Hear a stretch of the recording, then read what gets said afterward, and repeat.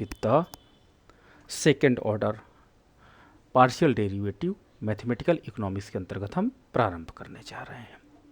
ठीक है, तो सेकेंड ऑर्डर जैसे फर्स्ट ऑर्डर होता है, प्रथम घात का अवकलन होता है, उसी तरह सेकंड ऑर्डर भी होता है। लेकिन इस प्रकार के जो पार्शियल डेरिवेटिव्स होते हैं, इसमें आपके पास जो सिंगल वेरिएबल फंक्शंस होते हैं, आपने पढ़ा होगा सिंगल वेरिएबल फंक्शन, मान लीजिए z equal to function of x है, तो ये हम क्या कहेंगे, सिंगल वेरिएबल फंक्शन है। यानी जो z है it is determined by, it is depend on x independent variable, इसको हम ये कहते हैं। लेकिन अगर हम कह दें कि z is the function of x and y, there are the two component, दो कंपोनेंट है। ठीक है, कौन कौन से दो कंपोनेंट हैं, एक आपका x कंपोनेंट है, एक आपका y कंपोनेंट है। तो हम यहां पर क्या कहेंगे, यहां पर हम कह सकते हैं कि z is determined by two individual variable, independent variable, that is x and that is y। तो यहां पर अगर हम x का क्या होता है, x का इंपैक्ट स्टडी करना चाहते हैं z के ऊपर, यानी z जो डिपेंडेंट वेरिएबल है उसके ऊपर स्टडी करना चाहते हैं, तो हमको अगर x के सापेक्ष हम इसका पार्शियल डेरिवेटिव कर देंगे तो निश्चित रूप से इसका इंपैक्ट स्टडी हो जाएगा। तो यहां पर हम ये क्या कहेंगे, फलन एक ऐसा फलन है जिसमें टू अननोन वेरिएबल्स अवेलेबल है। अगर आपके पास क्या हो जाता है, कोई ऐसा फलन है जैसे u equal to function of x y z, यहां पर आप देख सकते हो कि जो किसी व्यक्ति की यूटिलिटी है it is determined by x component, y component and z component. Three component के अंतर्गत इट इज डिसाइड होती है कि किसी व्यक्ति की जो यूटिलिटी होती है वो x commodity, y commodity and z commodity पर निर्भर करती है। तो देखिए यहां पर आपके पास थ्री वेरिएबल फंक्शन होता है, तो जब थ्री वेरिएबल फंक्शन होता है तो यहां पर आपका जो यूटिलिटी है वो तीन वेरिएबल के माध्यम से निर्धारित किए जाते हैं। तो कल मैंने second order partial derivative two variable के साथ आपको समझाया, बताया। आज हमारे पास है कि आज हम थ्री वेरिएबल फंक्शंस को आपके साथ डिस्कस करेंगे कि कैसे पार्शियल डेरिवेटिव किया जाता है और first order and second order जो डेरिवेटिव्स है कैसे इंप्लीमेंट किया जाता है, इस पर बात करने जा रहे हैं। देखिए, जब भी आपके पास कोई फलन होता है और जिस फलन में तीन कंपोनेंट हो, जैसे x, y and z, there are the three component. यहां पर ये तीनों जो कंपोनेंट है वो कहते हैं इंडिपेंडेंट वेरिएबल के नाम से जाना जाता है, यानी जो थ्री कंपोनेंट है ये IV के नाम से जाना जाता है। ठीक है, अब हम क्या करते हैं कि अगर मुझे x का इंपैक्ट यूटिलिटी पे क्या पड़ता है, यानी x कोई कमोडिटी है उसका यूटिलिटी पे क्या इंपैक्ट पड़ता है, तो हम इसे x के सापेक्ष प्रथम अवकलन करेंगे। ठीक है, बट वही मैक्सिमम मिनिमम निकालना है तो x के सापेक्ष हमें क्या करना पड़ेगा, द्वितीय घात का अवकलन करना पड़ेगा। तो हम एक टेबल जनरेट करते हैं that is called first order partial derivative, first order partial derivative, और फिर हम करेंगे सेकेंड ऑर्डर पार्शियल डेरिवेटिव। तो मैं एक लाइन यहां से खींच देता हूं ताकि आपको चीजें बिल्कुल क्लियर रहें। अब देखो तीन वेरिएबल्स हैं, तो जब हम इसको प्रथम अवकलन करेंगे तो पहले किसके, फर्स्ट ऑर्डर किसके सापेक्ष करेंगे, x के सापेक्ष करेंगे, तो निकल के क्या आ जाएगा, fx निकल करके आ जाएगा। ठीक है, fx, और जिसको हम क्या लिख सकते हैं, del u upon del x भी लिख सकते हैं, या तो आप del u upon del x लिखिए या fx लिखिए। इसे first order partial derivative with the respect of x कहा जाता है। ठीक है, अब अगर मैं इसी फलन को, जैसे ये आपके पास उपरोक्त फलन है, अगर मैं इसी को कहूं कि सेकेंड ऑर्डर करिए, तो सेकेंड ऑर्डर देखिए तीन कंडीशन बन रही है। पहली कंडीशन कि इस फलन को x के सापेक्ष पुनः कर दीजिए, सेकेंड ऑर्डर x के सापेक्ष पुनः कर दीजिए।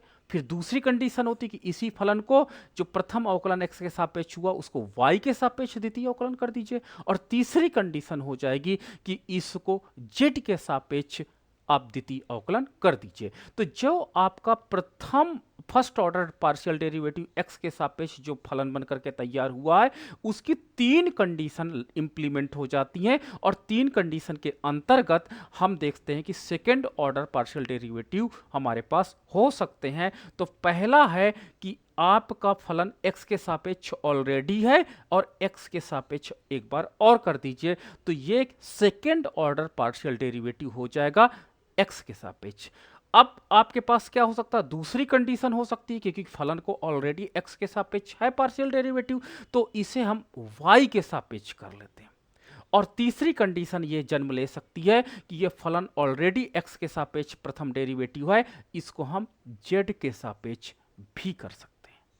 तो देखिए, फर्स्ट ऑर्डर डेरिवेटिव जो फलन x के सापेक्ष हुआ है उसकी 3 कंडीशंस हो सकती हैं, क्योंकि 3 वेरिएबल आपके पास फंक्शन है, तो इसको हम x के सापेक्ष द्वितीय अवकलन कर सकते हैं, इसी फलन को हम y के सापेक्ष द्वितीय अवकलन कर सकते हैं, इसी फलन को हम z के सापेक्ष द्वितीय अवकलन कर सकते हैं। तो ये 3 कंडीशन इमेजिनेशन की जा सकती हैं, 3 कंडीशन इमेजिनेशन में आ सकती हैं। चलिए, अब दूसरी कंडीशन हो सकती है कि अगर पार्शियल डेरिवेटिव आपके y कंपोनेंट के सापेक्ष है, y वेरिएबल के सापेक्ष है, तो फर्स्ट ऑर्डर जो आपका हो सकता है वो fy लिखा जाएगा।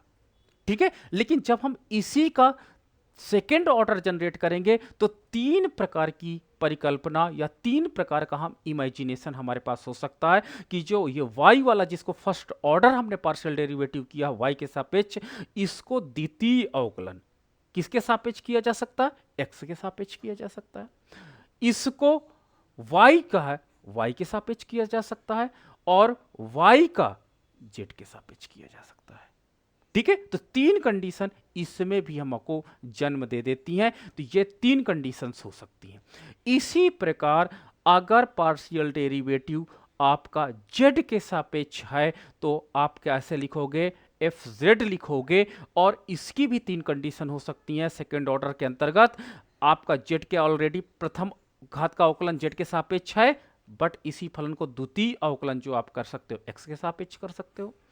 इसी फलन का जो आप अवकलन कर सकते हो वो y के सापेक्ष कर सकते हो, और इसी फलन का जो आप अवकलन कर सकते हो वो z के सापेक्ष कर सकते हो। तो इस प्रकार 3 वेरिएबल फंक्शन में सेकेंड ऑर्डर जो आपका पार्शियल डेरिवेटिव होगा वो 9 टाइप से पॉसिबल है।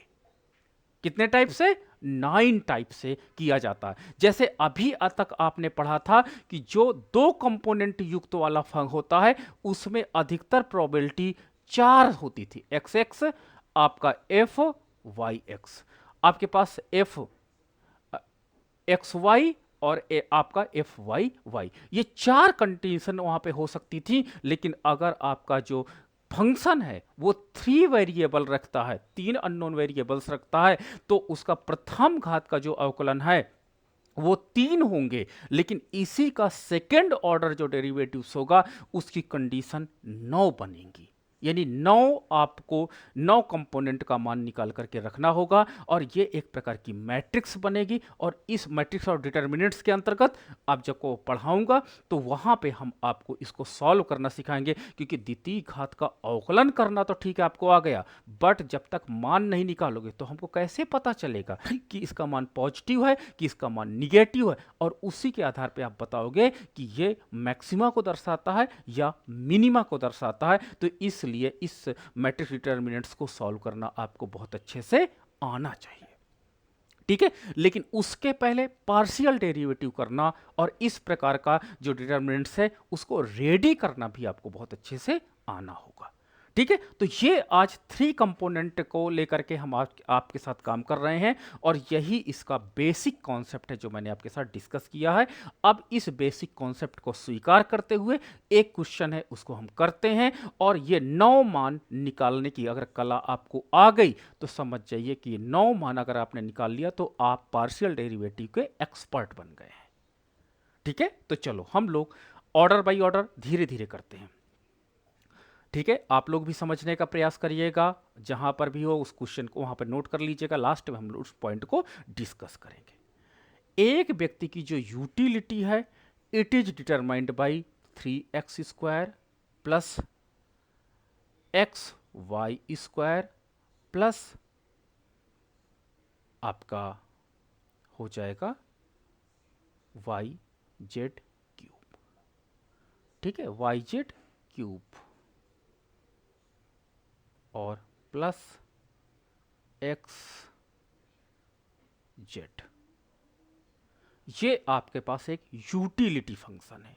अब देखो यूटिलिटी फंक्शन में इसको जो मैथमेटिकल बुक्स में लिख के आता है स्टैंडर्ड फॉर्मेट में, वो कैसे लिखा होता है, u equal to function of x y z equal to, ऐसे देखो लिखा होता है। यहीं से आप अनुमान लगा लोगे कि ये जो फलन है इसमें 3 वेरिएबल्स हैं।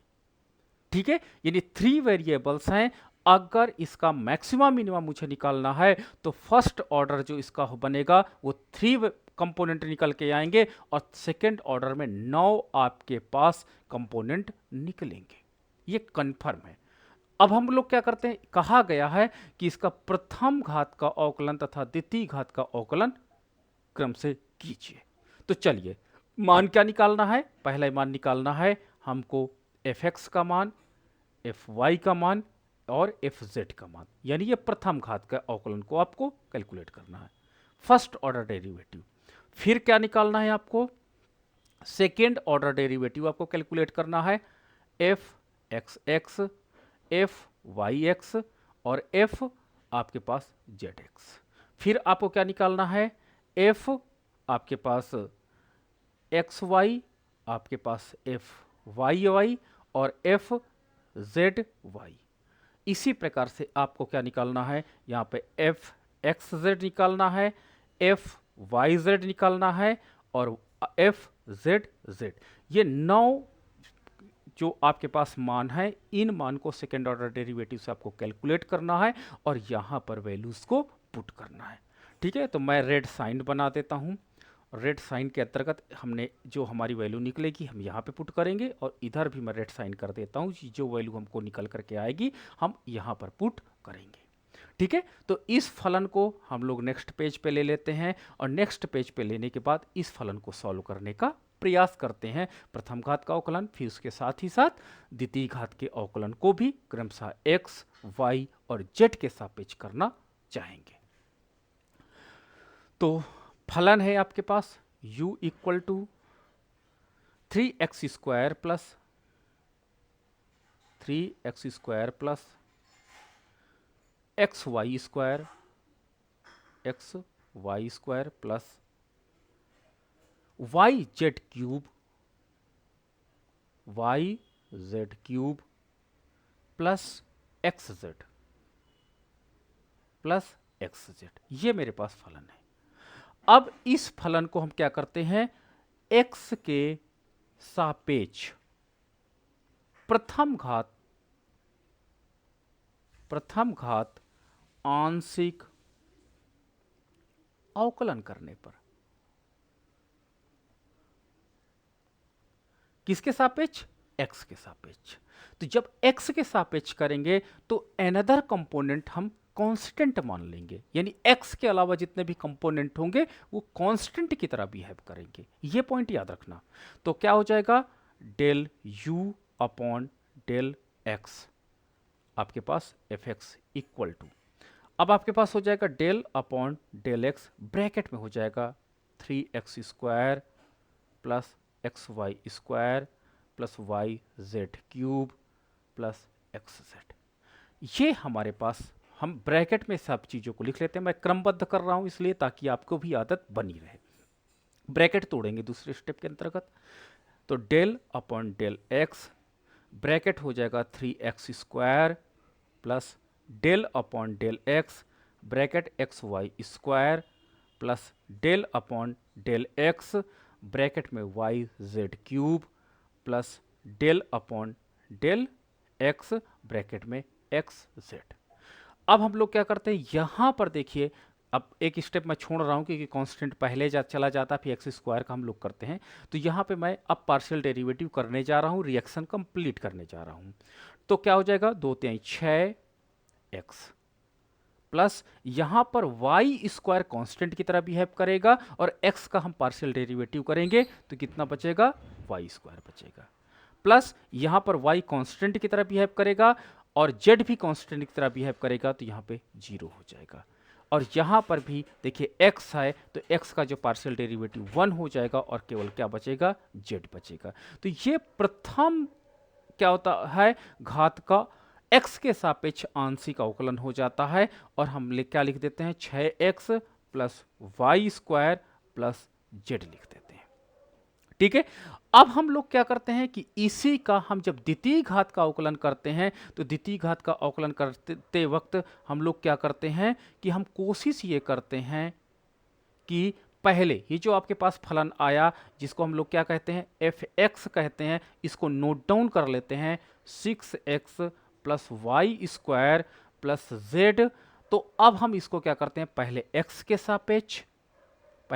के सापेक्ष द्वितीय घात का अवकलन करते हैं। तो जब x के सापेक्ष आप करोगे तो क्या बचेगा, केवल 6 बचेगा, क्योंकि ये कांस्टेंट है, 0 हो जाएगा, ये 0 हो जाएगा, यानी वाई स्क्वायर 0 हो जाएगा और z 0 हो जाएगा, क्योंकि इस फलन में x नहीं है इसलिए इसको कांस्टेंट की तरह बिहेव करेगा। तो और यहाँ पे x का मान 1 हो जाएगा तो केवल 6 निकल करके आएगा। तो एफ एक्स यानी द्वितीय घात का जो अवकलन आपने किया x के सापेक्ष वो 6 निकल करके आया। अब हम लोग इसी फलन को, उपरोक्त फलन को y के सापेक्ष द्वितीय घात का अवकलन करते हैं तो आपके पास ये 6x 0 हो जाएगा, z 0 हो जाएगा और यहाँ क्या बचेगा, 2y बचेगा। तो ये आपके पास y के सापेक्ष हो गया। और इसी प्रकार हम इस फलन को, उपरोक्त फलन को z के सापेक्ष जब पार्शियल डेरिवेटिव करते हैं तो जब पार्शियल डेरिवेटिव करेंगे तो z के सापेक्ष तो केवल 1 बचेगा। तो देखिए तीनों आपके पास जो प्रोबेबिलिटीज हैं, तीनों जो हमारे पास जो हमने इमेजिनेशन किया था वो तीनों कंपोनेंट हमको जनरेट होकर के आ गए हैं। अब ये तीनों कंपोनेंट को हम वहां पर अपने डिटर्मिनेंट्स में लिख देंगे। तो क्या क्या है, 6 2y 1, तो 6 आपके पास 6 है, 2y है और आपके पास 1 है। तो देखिए पहली रो हमारी कंप्लीट हो जाती है, ये वाली सेकंड ऑर्डर डेरिवेटिव। और ये आपके पास प्रथम घात का जो अवकलन है x के सापेक्ष, इसको हमने कंप्लीट कर दिया। ठीक है, एक ऑर्डर से चलोगे, समझ के चलोगे, चीजें इजी रहेंगी। ठीक है, अगर आपको अचानक ये चीजें दे देते आप घबरा जाते। अब हमको क्या करना, y के सापेक्ष यही काम करना है।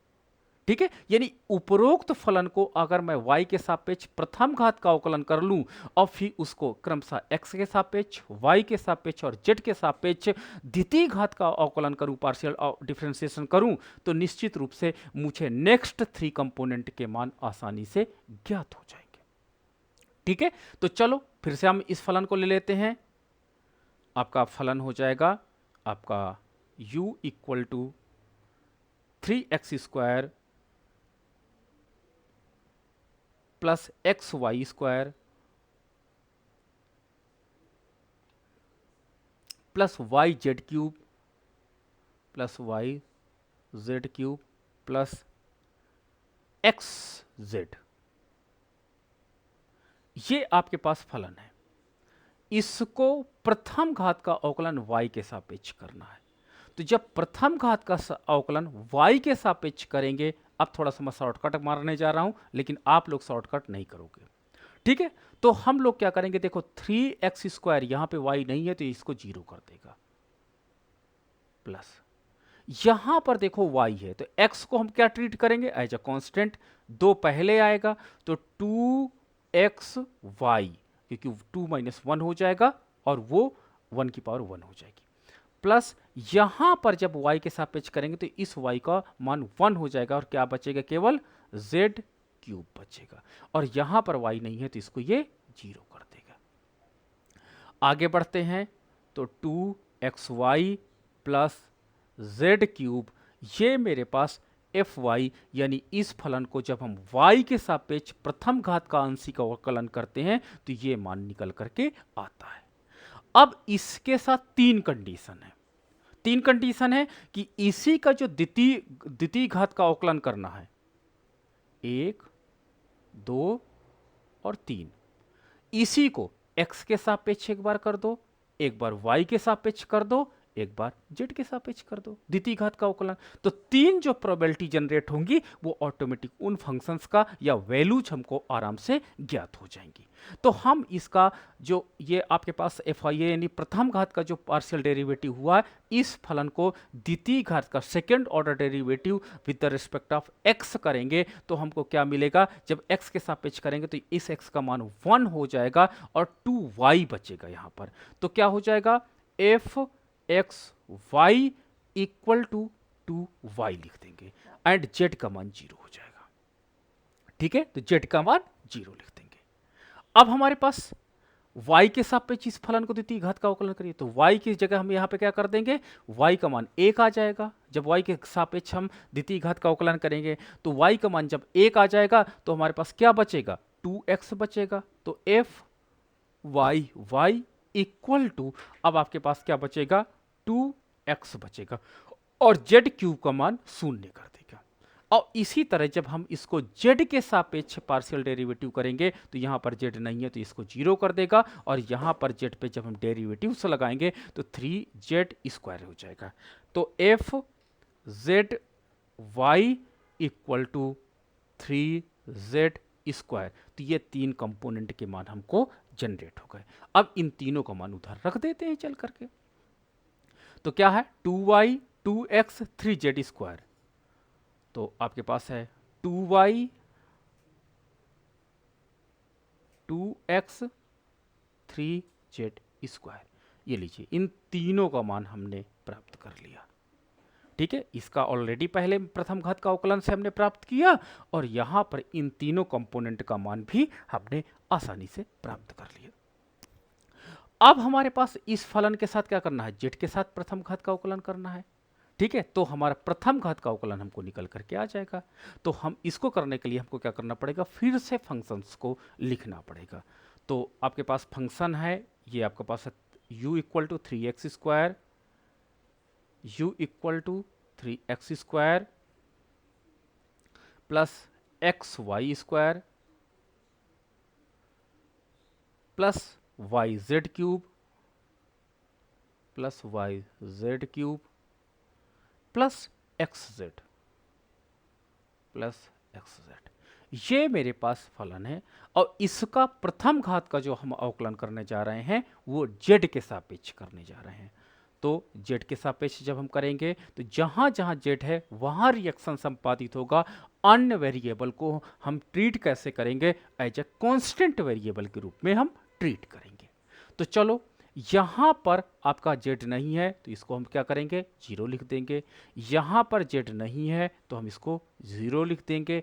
यहां पर z है तो y कांस्टेंट की तरह ट्रीट करेंगे और यहां पर रिएक्शन होगा, 3 पहले आएगा, 3 में से एक माइनस होगा तो आपके पास 3yz² हो जाएगा। और यहां पर हम z का मान z के सापेक्ष करेंगे तो z का मान 1 हो जाएगा तो केवल x बचेगा। तो अब आपके पास हो जाएगा 3yz² प्लस x। ये आपके पास z के सापेक्ष प्रथम घात का पार्शियल डेरिवेटिव हो गया। अब प्रथम घात का पार्शियल डेरिवेटिव हो गया, अब मुझे 3 कंडीशन इसमें भी निकालनी है सेकेंड ऑर्डर के अंतर्गत। सेकेंड ऑर्डर के अंतर्गत 3 कंडीशन हमको फाइंड आउट करनी है। प्रथम, आपको निकालना है x के सापेक्ष द्वितीय घात का अवकलन करना है। तो जब x के सापेक्ष करेंगे तो कितना हो जाएगा, ये पूरा 0 कर देगा और यहाँ पे 1 हो जाएगा। तो आपका क्या हो जाएगा, f x z equal to 1 हो जाएगा। जब हम इसको किसके सापेक्ष, y के सापेक्ष करते हैं तो yz, तो y के सापेक्ष करते हैं तो y यहाँ पर है तो यहाँ पर x का तो 0 कर देगा और यहाँ पर y है तो 1 हो जाएगा तो 3z² बचेगा।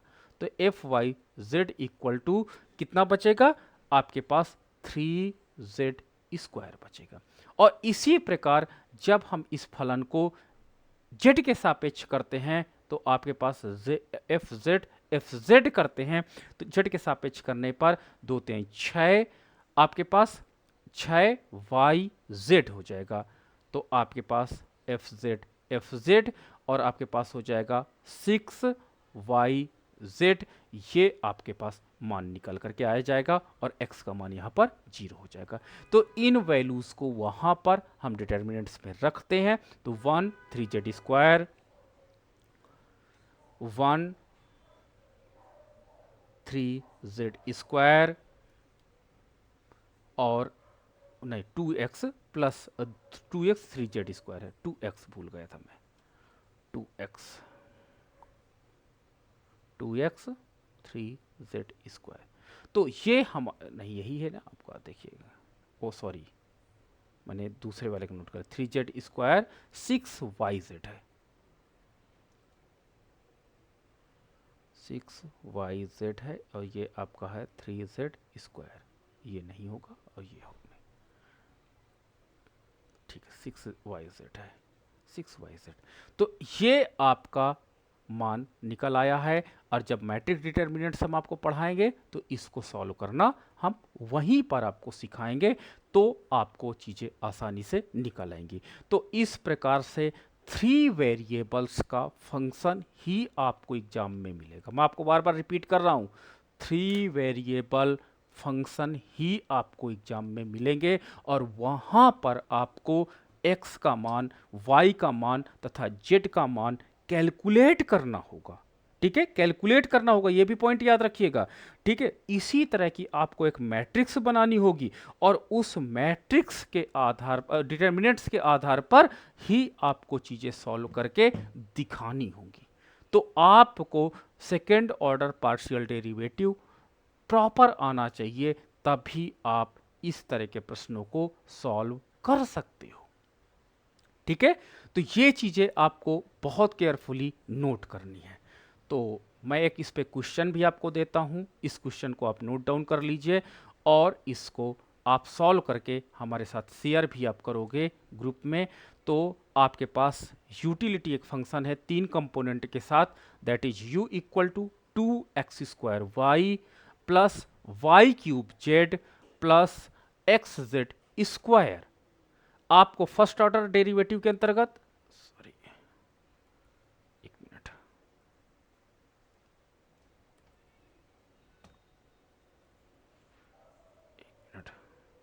जस्ट 1 मिनट, हाँ हाँ, यहां पर आपको क्या करना है कि फर्स्ट ऑर्डर डेरिवेटिव उपयुक्त फलन का x के सापेक्ष, फर्स्ट ऑर्डर डेरिवेटिव आपका y के सापेक्ष and first order derivative in the respect of z के सापेक्ष करना है। सेकेंड ऑर्डर आपको ये आपका डिटर्मिनेंट्स जनरेट करना है और इस डिटर्मिनेंट्स जनरेट्स को करने के बाद आप इस तरह का एक आप मैट्रिक्स डिटर्मिनेंट्स बना करके हमारे साथ शेयर करिएगा।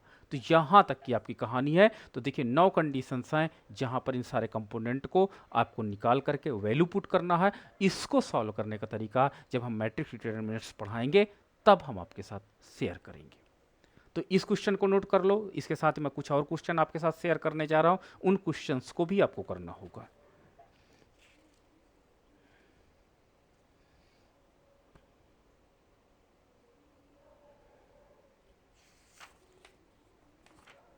इस क्वेश्चन को नोट कर लीजिए, कुछ क्वेश्चन और मैं आपके साथ शेयर करूंगा अभी, उनको भी आपको सॉल्व करके देना है।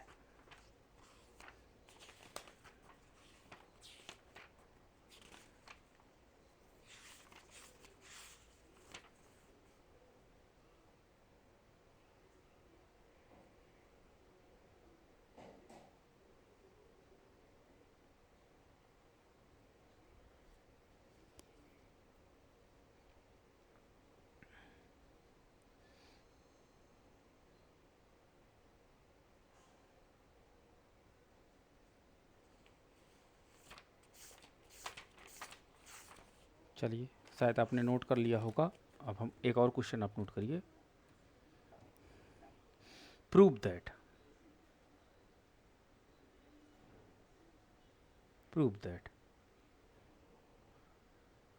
Del square z upon del x del y equal to del square z upon del y del x. ये प्रूफ करना है आपको। फंक्शन आपका एक गिवन है, फर्स्ट z इक्वल टू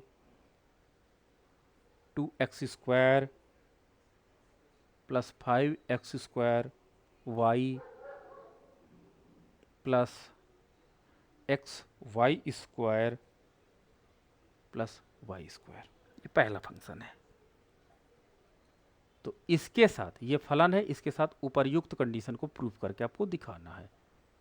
दूसरा क्वेश्चन, ये क्वेश्चन नंबर 1 है, ये क्वेश्चन नंबर 2 है। z equal to 12 minus x square minus y square plus XY। इस फलन के साथ भी ऊपर की कंडीशन को प्रूव करके आपको दिखाना है।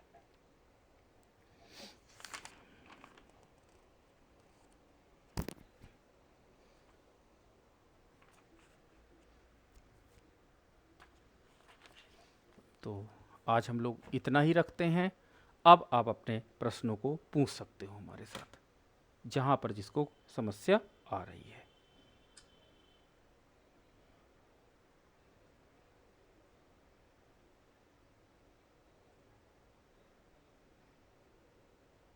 जहां पर जिसको समस्या आ रही है आप क्वेश्चन पूछ सकते हो।